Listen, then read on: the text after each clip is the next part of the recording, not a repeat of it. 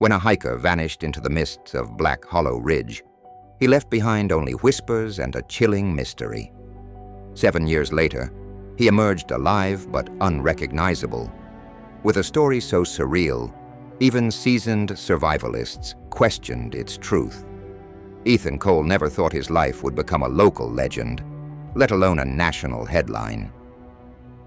At 32, he was a seasoned hiker who had scaled countless peaks and trekked across rugged terrains all over the country. Yet on a misty morning in late August, he stepped onto Black Hollow Ridge and vanished without a trace. Standing at the trailhead that morning, Ethan felt a mix of excitement and reverence. The trail was known for its jagged cliffs, unpredictable weather, and narrow passes where one misstep could lead to disaster. Still, it was precisely that sense of danger that drew him in. He'd never shied away from a challenge. Conquering the unforgiving landscape of Black Hollow Ridge was a goal he'd been building toward for years. "I'm at the base now," he told his sister Claire over the phone. "Don't worry about me. I'll check in when I reach the next waypoint." "Please do," Claire replied, anxiety creeping into her voice. "Dad wants you to send a picture once you get there." "Will do," Ethan promised with a quick grin. "Love you, sis." Hours slipped by. The path grew steeper, the air thinner. A heavy fog rolled in, making the sun a faint glow behind layers of cloud. Ethan, well-versed in navigation, kept a steady pace. Yet something felt off that day. The ridge was eerily silent, as if even the birds had decided to keep their distance. When dusk arrived, he realized he was behind schedule. He paused at a vantage point to take in the sweeping view. Endless forest stretching below, peaks rising in the distance. He snapped a few photos to send to Claire once he reached higher ground with a signal. But that call never came. Days later, local authorities launched a search operation. Helicopters scanned the ridge from above. Volunteers and park rangers searched every known trail and hidden nook. Eventually, they found something, a blue backpack resting against a neat pile of rocks. Next to it, his trekking poles lay carefully placed, as though someone had arranged them with intent. The arrangement was too deliberate to be random, yet there was no sign of Ethan. No footprints, no disturbed foliage, nothing. It was as if the earth had swallowed him whole. In the immediate aftermath of Ethan's disappearance, the Cole family rallied with desperate energy. Claire and her father Greg coordinated with search teams. Mother Diane kept vigil by the phone. During that first month, Black Hollow Ridge swarmed with rescuers. But despite overwhelming support, they found no additional traces of Ethan. As weeks turned to months, the official search wound down. The Cole family refused to stop. They hired private trackers, posted flyers, and maintained online forums dedicated to finding Ethan. Meanwhile, the world moved on.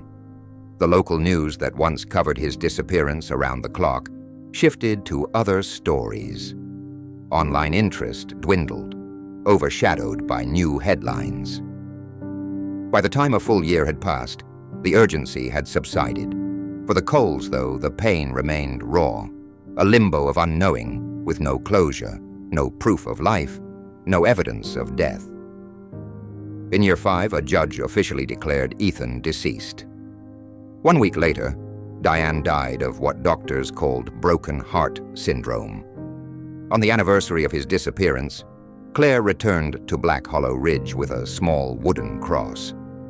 She placed it where Ethan's backpack had been discovered, now overgrown with weeds and shrubs. "Goodbye, Ethan," she whispered through tears. The Cole family tried to move on. Claire married a man named Daniel and had a son, Oliver. Greg moved to a smaller home in a neighboring town. They learned to live with their grief, to carry it as a part of themselves. Then, 7 years after Ethan disappeared, the man no one expected to see alive again walked back into town. The first sighting was at a small diner on the outskirts of town. He entered barefoot, wearing torn, sun-bleached clothes.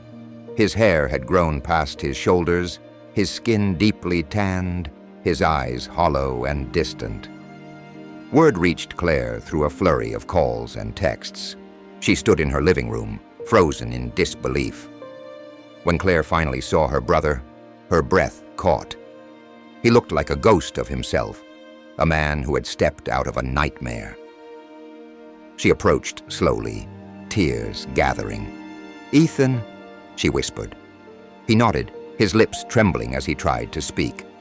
No words came at first. Then in a voice raspy from disuse, he said, "Claire." She reached out to touch his arm. His skin felt rough, calloused, and scarred. That brief contact opened the floodgates. She hugged him, sobbing, and felt him shake against her. At the hospital, doctors found him malnourished and dehydrated, with multiple injuries that had healed improperly. It took weeks before Ethan felt ready to speak about his ordeal. "I was on the trail when a rock slide came out of nowhere," he said, voice strained. "Boulders tumbling down. One hit my shoulder, and I slid into a ravine. I woke up at the bottom with my leg twisted, my head pounding. I couldn't climb back up." He recounted how he crawled through the ravine, following a stream in hopes it would lead to civilization. But the terrain was unforgiving, and he became disoriented, eventually moving deeper into unmapped wilderness. He built traps for small animals, foraged, and eventually found an abandoned hunting shack that became his sanctuary.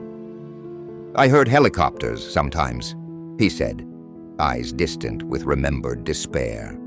"I'd scream until my throat was raw, but no one ever heard me." Years passed this way, until one morning, an inexplicable determination surged through him.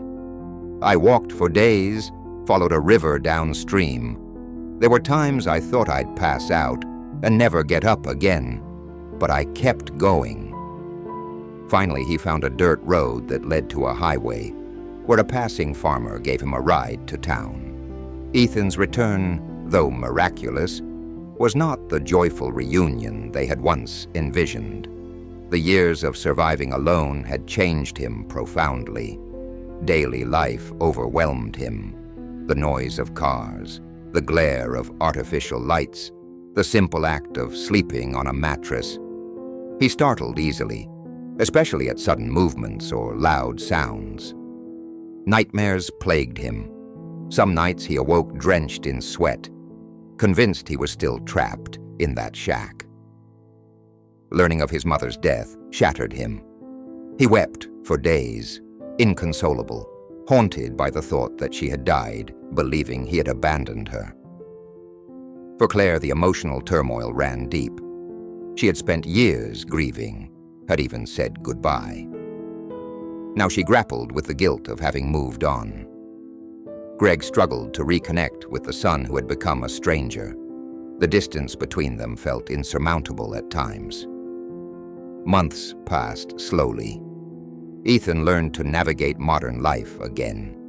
Therapy helped him articulate his trauma. He began to see that his survival was not just a physical feat, but an emotional and spiritual one. He wasn't the same person who had walked onto that trail, but perhaps he could still find meaning in the life he had now. In time, Ethan found ways to share his experiences. He volunteered at a local outdoor education center, teaching young hikers about safety and preparedness. He spoke gently, with humility, and he listened, truly listened, to those who came to him with their own stories of loss. Standing on his sister's porch one evening, Ethan looked up at the stars. They were the same stars he had gazed upon countless nights in the wild, but now they shone with a different meaning. He was no longer alone beneath them. His journey was far from over, but at least he wasn't walking it in solitude. Some in town questioned his story. How had he survived so long? Why hadn't search teams found him? The mystery of Black Hollow Ridge remained partly unsolved. But for Ethan, the truth lived in the scars on his skin, the nightmares that still came, and in the simple miracle of being home.